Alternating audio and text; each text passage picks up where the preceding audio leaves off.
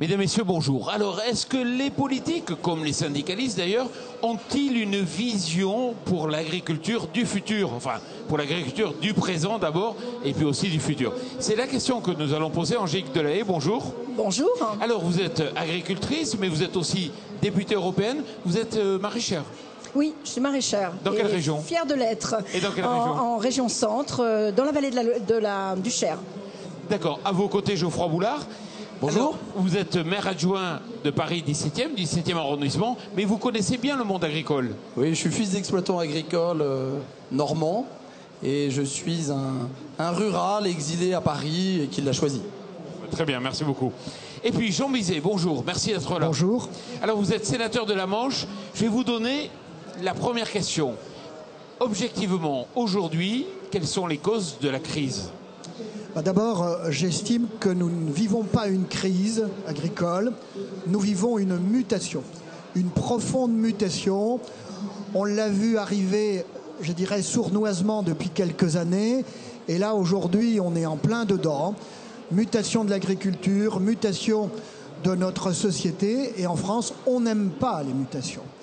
Mutation obligatoire de l'Europe. L'Europe ne va pas bien, rien ne va bien. Donc il faut savoir se remettre en cause et sur la problématique purement agricole, avoir une stratégie, comme l'ont eu nos amis allemands il y a 3 ou 4 ou 5 ans. C'est ce qui fait aujourd'hui qu'ils sont positionnés pratiquement en 3e place des pays exportateurs de produits agricoles, je dirais transformés. Et nous, on a régressé de la 3e à la 5e place. Il nous faut une stratégie, il nous faut rétablir un dialogue, parce que l'agriculture, eh bien, c'est une compétence qu'on a pour grande partie déléguée je dirais à l'Europe, au Parlement, à la Commission, au Conseil. Et le communautaire, ce n'est pas la France en plus grand. C'est tout simplement 28 partenaires. Et la France ne sait plus, ne veut plus ou ne peut plus dialoguer avec nos amis allemands.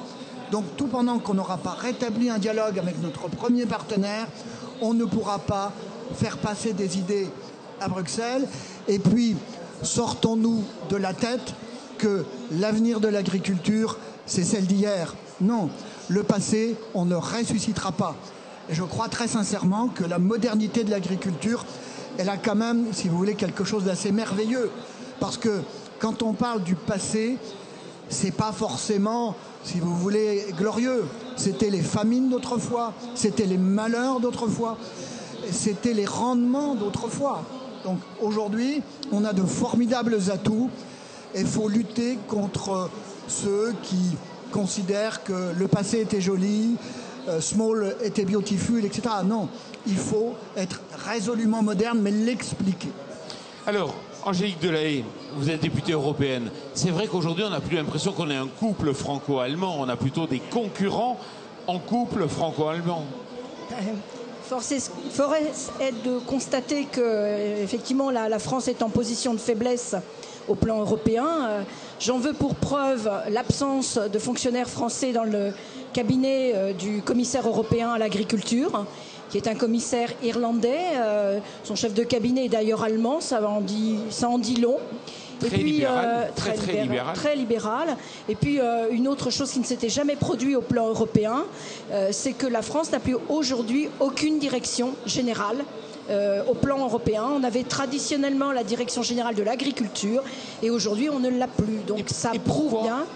Mais parce que j'ai pas l'habitude de dire du mal des autres, mais si on avait un gouvernement actuel qui était beaucoup plus fort et beaucoup plus puissant, plutôt que de passer son temps à chercher à sauver le soldat Moscovici, on se serait employé à mettre à des endroits stratégiques des gens qui défendent l'intérêt de l'agriculture française dans le concert européen, comme le disait le sénateur Bizet à l'instant.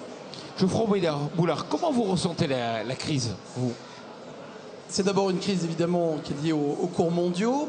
Les agriculteurs n'ont pas été préparés à cela. Je crois que c'est un constat.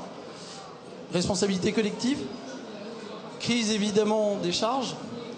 Et évidemment on a en France trop de charges, mais ça on le voit dans d'autres secteurs d'activité. Mais le monde agricole aujourd'hui le subit. Je voudrais rebondir sur les propos d'Angélique Delahaye par rapport à l'Europe et la stratégie française.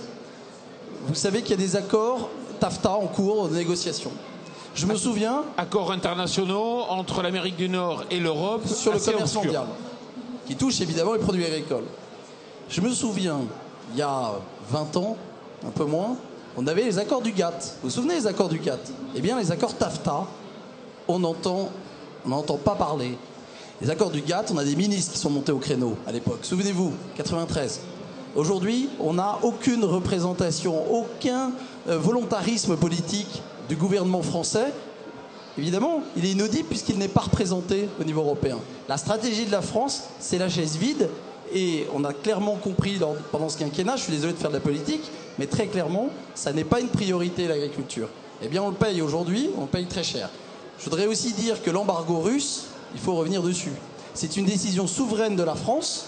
C'est bien de taper sur l'Europe, c'est très facile. C'est très très facile.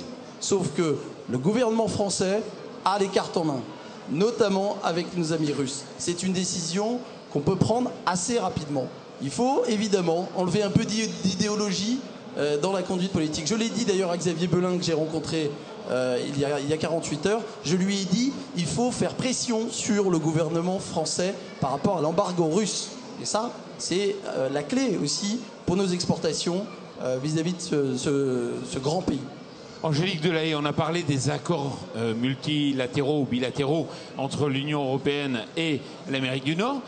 On n'a pas d'informations, ça se fait dans le dos des citoyens. On n'est pas au courant, le gouvernement n'a pas les documents. Ça se fait dans le dos des citoyens. Et même vous n'avez pas les... Ça se fait dans le dos des politiques.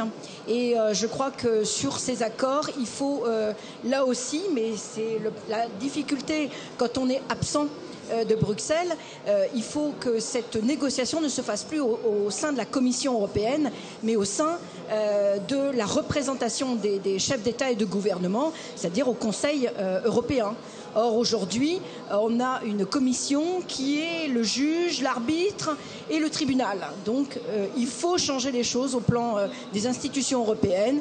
Il faut donner plus de pouvoir à la représentation des peuples européens. Alors, vous me direz, en tant que député, ça m'est facile de le dire, mais aujourd'hui, on sent bien que si le Conseil et le Parlement ne se mettent pas d'accord, la Commission fait ce qu'elle veut dans le dos de tout le monde. Et sur ce plan-là, il faudra avancer sur les institutions européennes et il faudra surtout que ces accords soient le fruit de négociations entre les États et donc leur représentation, le Conseil européen, et les pays tiers, l'Amérique du Nord, mais on pourrait parler aussi de la Nouvelle-Zélande. On pourrait aussi parler d'un sujet dont on ne parle absolument pas en France, qui est la demande de la Chine d'être reconnue comme une économie de marché. Ça sera un drame pour l'économie européenne. Et moi, en tant que députée, je suis très inquiète de la façon dont les choses sont en train de se profiler en termes de discussion entre le Conseil, la Commission et le Parlement. Moi, je sais que je m'y opposerai de toutes mes forces, mais je suis un parmi 751. Et si le gouvernement français ne met pas la pression auprès de ses collègues et des 27 autres États membres, je crains qu'on aille le TAFTA à côté ou le TTIP en fonction de comment on l'appelle, ça ne sera à rien du tout. Mais dites-moi, la Commission, elle a pris son autonomie? Enfin, normalement, c'est les fonctionnaires. Mais vous savez, la politique de la chaise vide, forcément, à la Commission, comme dans toutes les institutions, la nature ayant horreur du vide, eh bien, ce qui a été modifié par le traité de Lisbonne, malheureusement, si le Conseil européen ne le fait pas respecter, eh bien, la Commission reprend ses bonnes vieilles habitudes. Jean Bizet, comment vous percevez, là, aujourd'hui, qu'il y a des accords internationaux où on ne sait même pas ce qui se passe? Disons que j'aurais une tonalité un petit peu plus positive que mes deux collègues, en considérant que c'est vrai qu'il faut aller à la recherche de l'information. Nous sommes aujourd'hui au 12e round, mais nous avons une culture, entre guillemets, au Sénat, où nous avons constitué un groupe de suivi, voire même d'anticipation de ces questions commerciales internationales, en créant un groupe de travail au niveau de ma commission, la commission des affaires européennes et la commission des affaires économiques. On a les informations que l'on veut, mais il faut effectivement aller les chercher. Si on ne va pas les chercher, on ne nous les donne pas. Premier point. Le deuxième point, je crois qu'il faut qu'on communique. On communique beaucoup parce qu'aujourd'hui, seuls communiquent certaines officines qui ne sont pas animées des meilleures intentions. certains organes de presse qui ne sont pas animés des meilleures orientations. Et bien faire comprendre à nos concitoyens, si vous voulez, que ce traité commercial bilatéral, puisque le multilatéralisme est arrivé au bout de son exercice, il est de nouvelle nature. C'est-à-dire essentiellement, ça va être aux Européens et aux Américains d'écrire des nouvelles normes d'harmonisation de règles. Nous étions autrefois dans ce qu'on appelait des barrières tarifaires. C'est-à-dire qu'on avait des seuils pour pouvoir exporter, ça coûtait un certain prix, il fallait payer des droits de douane. Désormais, ce sont des barrières, si vous voulez, non tarifaires qu'il faut arriver à faire sauter parce que les coûts administratifs des échanges commerciaux, tout compte fait, en moyenne, c'est 15, 20, 25% du coût de la transaction. C'est ça qui coûte cher. Parce que les barrières tarifaires, on les a réussi à les écraser à hauteur de 5% en moyenne. Il faut expliquer tout cela. Et je ne sais pas si on aura une signature demain matin sur ce traité, mais si nous ne l'avons pas, ce sont les Chinois et les Indiens qui vont écrire ces normes. On est sur le village des semences, etc. Celui qui détient la terre, celui qui détient les semences, celui qui détient les normes, il détient le pouvoir. Donc il faut expliciter tout cela. Nous sommes véritablement, encore une fois, à une période de mutation. On a trop dans ce pays opposé les formes d'agriculture. Moi, je le dis sans aucun artifice politique, je suis pour une agriculture plurielle. La seule agriculture qui perdurera demain, c'est celle qui pourra rester sur les marchés. Ça peut être l'agriculture biologique, ça peut être l'agriculture des circuits courts, ça peut être l'agriculture conventionnelle, mais quand on parle des deux premiers, ça fait que 5% des volumes. N'oublions surtout pas les 95% restants, si vous voulez. Donc voilà, il ne faut pas avoir peur, si vous voulez, de dialoguer ainsi. Et je rebondis sur les propos de ma collègue Angélique Lay. Il faut bien se rappeler, si vous voulez, que la Commission, elle a un devoir d'initiative. Ce sont souvent des hauts fonctionnaires de très grande qualité. Ils ont simplement à émettre des idées. C'est ensuite au Parlement européen, au Conseil, en codécision de voter.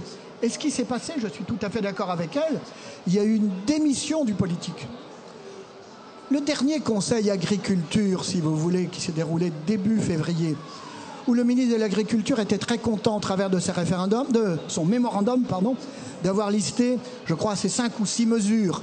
Il était content que 12 pays aient été d'accord avec ces 5 ou 6 mesures. Mais résultat, aucun résultat. Parce que pour avoir un succès, nous sommes 28, eh bien, pour avoir la majorité, c'est pas avec 12 pays qu'on peut faire une majorité. Donc, si vous voulez, se réinvestir au niveau des chefs d'État ou bien des ministres des différents conseils pour pouvoir porter la voix de la France et avoir une stratégie. Voilà. N'imaginons pas, en matière agricole, que l'on va revenir sur une période non libérale. Nous sommes partis vers du libéralisme. Il faut simplement permettre à l'agriculture française, qui est particulièrement performante, technologiquement, si vous voulez, de jouer dans cette cour. Alors, concrètement, est-ce que vous n'avez pas l'impression qu'aujourd'hui, on est en déficit de vision?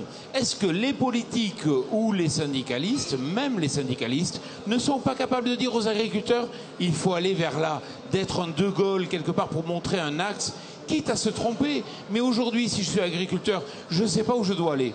Angélique Delay. Écoutez, moi je ne parlerai pas pour les syndicalistes parce que je ne fais plus partie de cet univers-là et je ne voudrais pas être prise pour un juge et arbitre en tant que politique. Et c'est le sens de mon engagement en tant que professionnel d'être entré en politique et particulièrement au Parlement européen parce que la politique agricole se décide en commun à 28 et le sénateur Bizet a raison de dire qu'on ne reviendra pas sur une vision libérale de l'agriculture. Mais pour autant, il faut que les cartes avec lesquelles l'ensemble des agriculteurs européens ont à jouer ne soient pas pipées, ou du moins les dés ne soient pas pipés d'entrée de jeu. la vision, elle me semble d'abord celle d'une réforme, d'une politique agricole commune qu'il va falloir refonder sur des nouvelles bases, parce que la dernière a 30 ans, enfin elle s'achèvera en 2020, elle a 30 ans et elle a été faite sur une autre vision de l'agriculture. Moi je crois qu'aujourd'hui, et je n'ai aucune crainte pour l'agriculture française, le sénateur Dubuisset le disait à l'instant, elle est compétitive, elle est innovante, elle est performante. Il faut simplement qu'on lui donne les mêmes moyens et qu'on la mette au même niveau de charges et de normes que le reste de l'Europe. Si on est au même niveau que les autres, moi je suis convaincu qu'on sera les premiers de la classe. Geoffroy Boulard, votre vision de la non-vision? Moi, je crois que l'agriculture française, c'est d'abord des agricultures. Si on a une vision binaire en disant voilà, l'avenir de l'agriculture française, c'est l'agro-business, c'est des grandes fermes uniquement, on se trompe. Si on dit c'est uniquement les circuits courts, il faut arrêter cette vision-là. On voit bien sur tout le territoire, on le voit lors d'un salon comme ce salon international de l'agriculture, qu'il y a plusieurs agricultures. Et c'est ça la force du modèle français. L'enjeu maintenant, c'est que le politique reprenne la main. Tant qu'on n'est pas à Bruxelles, dans les instances de décision, on n'aura que nos yeux pour pleurer. Et ça, c'est politique. C'est un acte politique qu'on doit poser. C'est le président de la République, c'est le gouvernement.